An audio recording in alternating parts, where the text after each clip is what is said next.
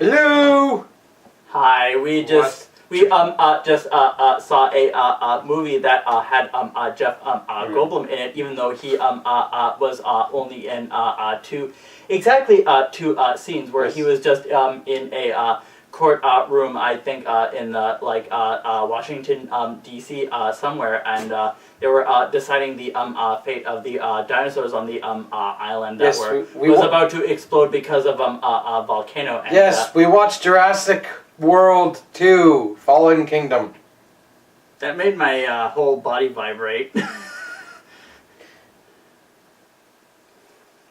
And if you can do it with a glass of water. It was alright.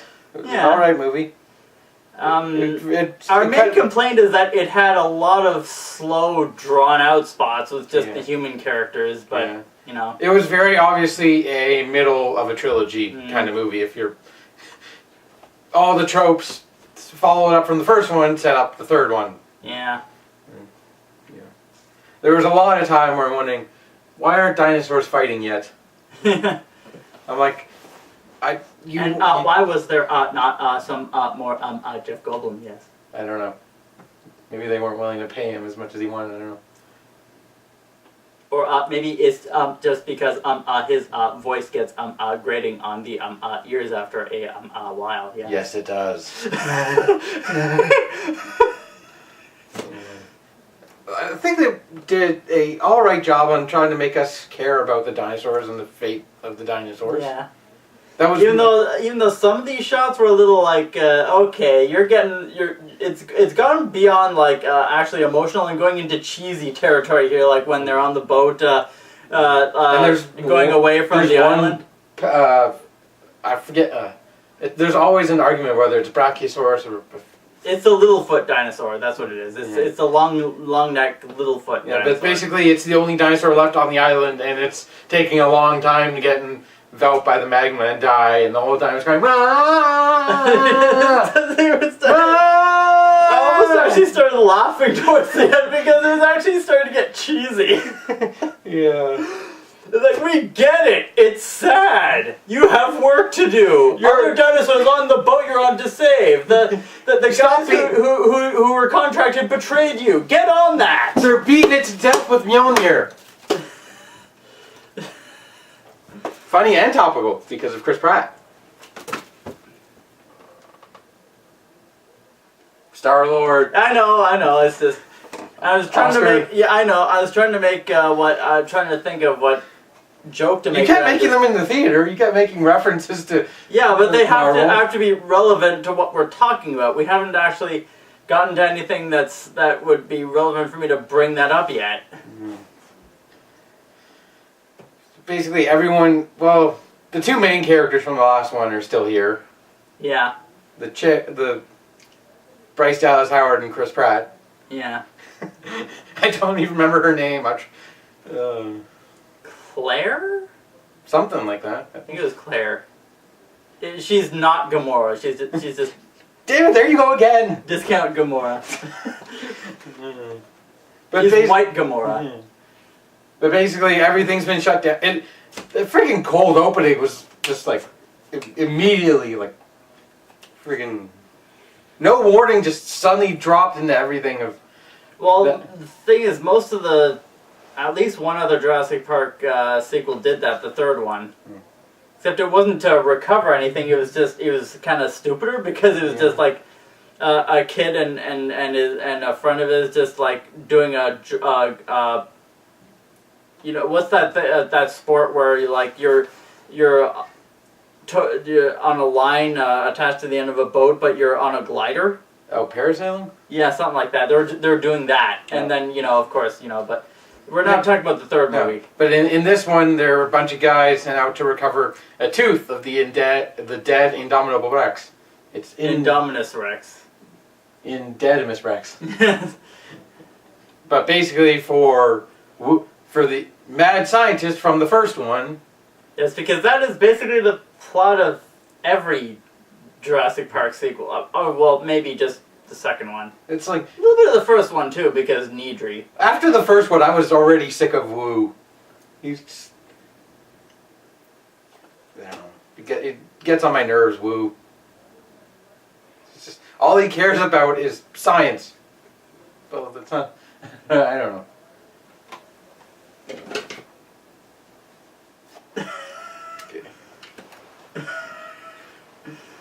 Won't be able to have these on for long because they are not very comfortable, and I still forgot to clean these. Yeah, like he doesn't care about anything else, on like whether he hurts people or not. It gets annoying. Of course, don't do anything about science. Yeah. So they recover a tooth, and there's something even bigger in the water that just eats a bunch of guys. Well, that was that thing from the first movie that ate the Indominus Rex. Remember? I thought he lost a fight to the T-Rex. Sort of, but the T-Rex just sort of backed it into a corner right where that thing could get it. Remember? No, it's been a while. It's been a few years. We watched the movie, but we never reviewed it because we weren't reviewing things at that point. Yeah. I mean, we were, and we weren't, because we were going on and off with it. Yeah.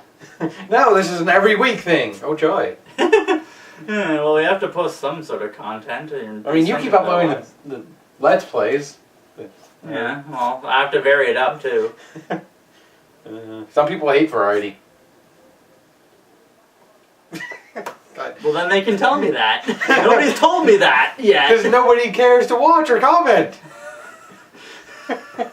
If someone would just tell me to do one particular kind of video and that it's something that I can easily do, I'm like, sure, I'll just do that. What happened to all the people? To do that. What happened to all the people requesting the stomping things? Anyway, let's move on. No. All right, just hit a brick wall on that one. There's only so many of those that I can do before I get sick of it. Yeah. I hit a brick wall here, much like I did in the game. Yeah. Plug, plug, plug, plug. Yeah. But yeah, I guess we actually have to talk about stuff that happened in the movie. Yeah. So basically, the plot is make a new dinosaur that listens to human commands, can be weaponized. Well, yeah, that's what the villains want to do, but what the heroes want to do is rescue some of the dinosaurs from the island that's about to go Mount St. Helens. I think they want to rescue all of them, but they just really can't. Well, yeah, I mean, well, their plan was to rescue one of each species. That was a bad guy's plan. Actually, it was the good guy's plan, too. But he became the bad guy. She just wanted. I think she just wanted to save all of them, as many as possible. They knew that wasn't possible to begin with. They knew they couldn't do that without, because the government just flat out said no, we're not gonna get involved. So they had to do, with limited resources, just save one from each species, and that's the best they could do. I found it kind of funny that they opened up on basically a news report, like, to tell us what was happening since the first one. Kind of looked very CNN. A lot of movies do that now. Fake news! It's topical. Because you see, that's chaos theory. Yeah, but we're also introduced to two supporting characters who work with Claire. One's a dinosaur doctor who's never actually seen a dinosaur. So her first line. Oh, and I didn't mention this in the theater, but she did a McCoy. I'm a doctor, not a... Yeah. Yeah. I'm like just thinking like... I recognize that without actually realizing that I recognize that. Oh, she's... Damn it, Jim, I'm a doctor, not a paleontologist. Mm-hmm. But didn't she say something like, I'm a doctor, not a... I can't remember what it was. Something about PR or something. Yeah. But yeah, and we're introduced to the black... Or not exactly black, I'm not sure. It doesn't matter what race he was, I couldn't figure it out, though. This is the nerdy guy, the nerdy tech guy. Yeah. I'm just saying that. The nerdy tech stereotype who puts on too much spray tan and runs screaming from everything. Although there's a lot of screaming in this. Everyone's running away screaming. Well, yeah, it's a Jurassic Park movie. It's kind of... Except Chris Pratt. Chris Pratt doesn't scream. He just stares death in the face. And challenges it to a dance contest. Or just, turns into dust. Spoilers. Oh, All we are is dust in the wind.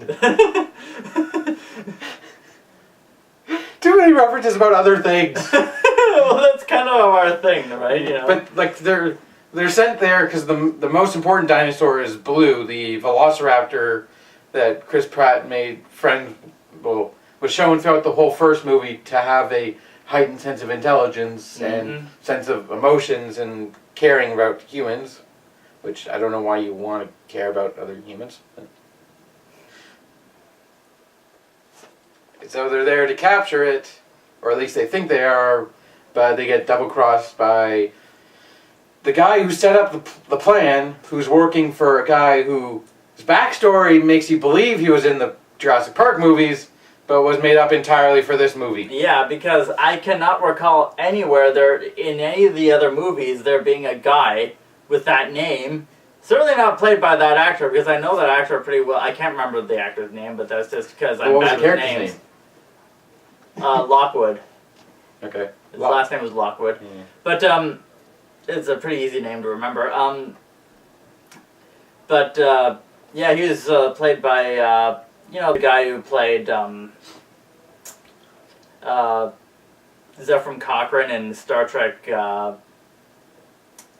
First Contact. To those of you who've seen that movie. Anyway. Yeah, but he's in a wheelchair and he's in a giant fucking mansion in California. California. And he has some douchebag controlling his estate, spending his money. Yeah. And he also has this granddaughter who's somewhat important to the plot. Think Boba Fett. Hey, you spoiled it too early. We're doing a review! You could have saved it for... Never mind. She's a clone. Yeah. Of his maid. Basically. I think I'm a clone now, there's always two of me just hanging around. We're basically given hints throughout because they say things like, oh, you're a spitting image of your mother who apparently died in a car accident, is the story that's been fed to her for her life. Well, I mean, I'm pretty sure that part was probably accurate. The dying in a car accident part, just not that she was her mother. Oh, yeah, maybe. Somebody died in a car accident and they're like, oh yeah, that was your mother, you're the spitting image of her.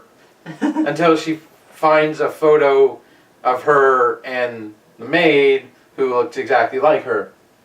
Basically. But I also...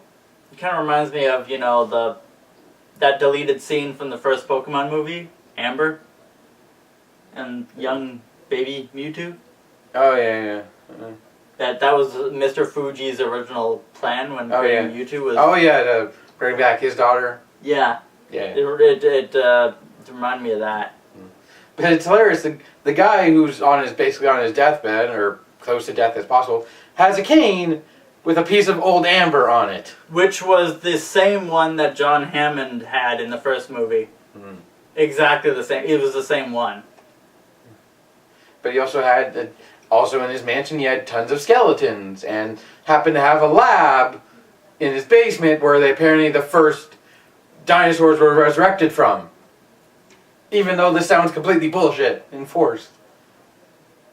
I mean, the references to the first Pokemon movie just keep writing themselves. Yeah. The old amber, the lab underneath a mansion. I just like. Yeah, but clones. So and then they had to rescue all the dinosaurs, as many as they could, and Blue attacked one of the soldier guys who shot her, so they had to save her life. And then Blue is Blue is a female, so that's why we're calling Blue her. Yeah, they constantly call her a female in the. Yeah. Well, in the original Jurassic Park, they were supposed to be all females until some of them switched genders because frog DNA. You mean in Jurassic World or Jurassic Park? Jurassic Park. Oh. Yeah, it's confusing now because they did that in Jurassic World too, because they made the. What was its name? Indominus Rex? Yeah, with tons of different DNA from different animals. Because it could go camo, I know. Stuff like that. So it's all a mess. It's all a fucking mess. But no, they try and trap them there. The main characters to die on the island, but they escape. Get on the boat. Yeah. Blah blah blah blah blah. Some big businessman is selling all the dinosaurs to different countries and whatnot for tens of millions of dollars. And all I could see when looking at that actor, the short guy, was the guy from Captain America, the guy working for Red Skull. For some reason I was thinking of from Winter Soldier, the guy in the computers. That was the same guy. Okay. Yeah. They brought back the character in that form for that movie. Right. Okay. But yeah, you could kind of see everything that was coming. There were really no twists and turns and surprises. Well, Jurassic Park never really did have any. But even to me, it was all obvious. Like eventually, they call it an Indoraptor. They made a new dinosaur because they're combining the Indominus Rex with the. I don't think it was the DNA of Blue, but it was. They wanted the Indominus Indoraptor to obey human commands. Yes, and be basically weaponized. Because of course. And then you can make all the dinosaur jokes you want. I kept making them like Tankylosaur. The motherfucking T-Rex. Yeah, that was there too. Though it didn't play that big a part. It was just sort of like sleeping most of the movie. They needed its blood to do an infusion with Blue to keep her alive. Yeah. 'Cause she took a bullet in the knee.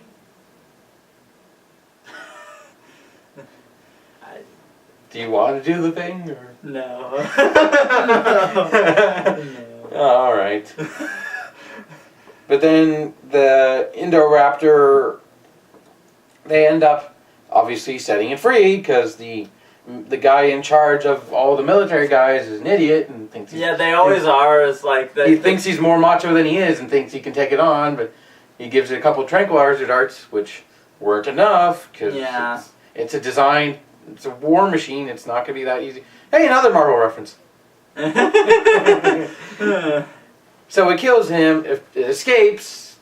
Kills a bunch of other people who were hiding in the elevator. Hilariously, they were like, "Screw you! No, I'm hiding here." And then it sets free, and it chases Chris Pratt and Claire and the girl. I think her name was Mandy or something. It started with an M. Who cares? It chases them throughout the house, somehow not killing them, even though it's a trained killing machine. Because plot. Because Jurassic Park movie. But Jurassic World, technically. I don't care if they call it Jurassic World now. It's still in the same freaking universe as the Jurassic Park movies. It's a Jurassic Park movie. They couldn't just call it Jurassic Park 4 or 5. No, that'd make too much sense. Yeah. But then Blue shows up. Saves them, and that's pretty much it. Yeah. I don't know, yeah, and all the dinosaurs that they rescued are now roaming free in America. Yes. Oh, and the Jeff Goldblum then starts explaining that now because dinosaurs are roaming free in the world, that it is now a Jurassic world. Which is I remember Family Guy saying, I love it when they say the title of the movie in the movie. This is one of those kind of moments. Roll credits. Ding. Credits.